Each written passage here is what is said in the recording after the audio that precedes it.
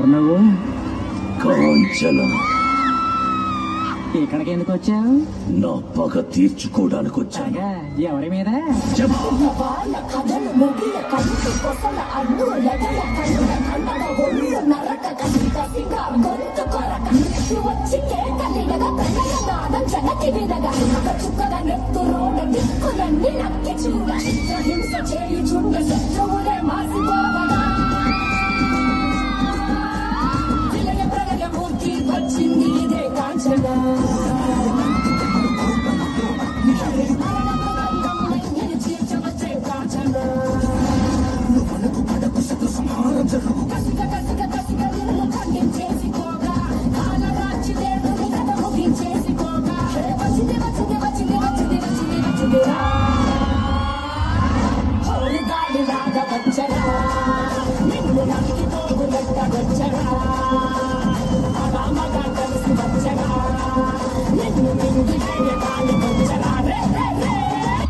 తెలిసిపోయిందా? మీ అందరికీ తెలిసిపోయిందా? సరే వదిలేయండి.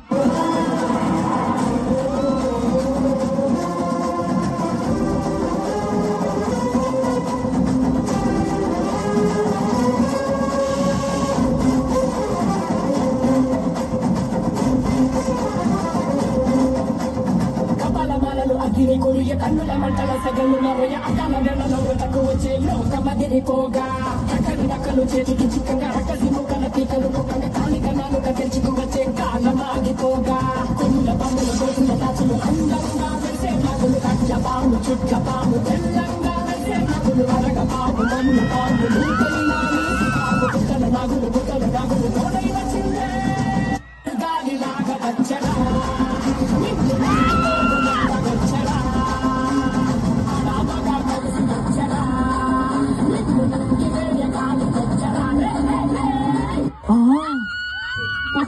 పసుపు రాసుకున్నావా అని అడుగుతున్నాడు. ఒక ఆడికి పసుపు రాసుకోకుండా మగడ రాసుకుంటాడు ఆ పసుపు.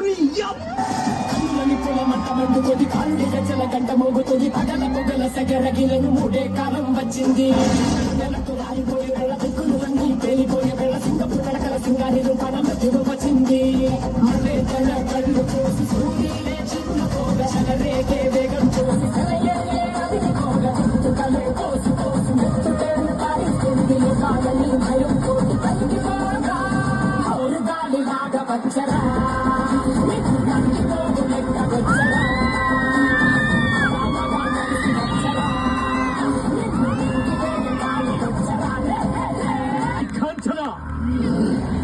ఇక్కడున్నాను. ఏంటో చూపు. నువ్వు లోపలికి రాగలవా? అది నీ వల్ల కాదు. ఇది నరసింహస్వామి గుడి. రావే రావే చూసుకుందా. అడుగు పెడితే మాడి బస్ అయిపోతావు. దమ్ముంటే రావే.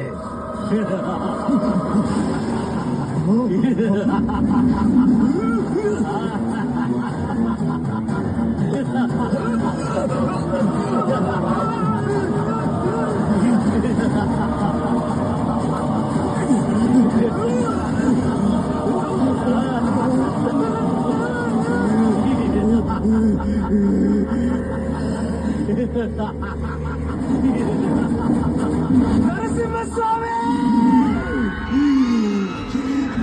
ధర్మమే గెలుస్తుందని చెప్పావు కదా. ఇదే నీ ధర్మమా? అన్ని తప్పులు చేస్తే ఆ దుర్మార్గుడు లోపల. ఏ తప్పు చేయక అర్థమైన నేను వెలుపల. ఇప్పుడు నేను లోపలికి రాబోతున్నాను. అధర్మమే గెలవాలనుకుంటే నన్ను కాల్చి పూర్తి చేసాయి. ధర్మమే గెలవాలనుకుంటే నాకు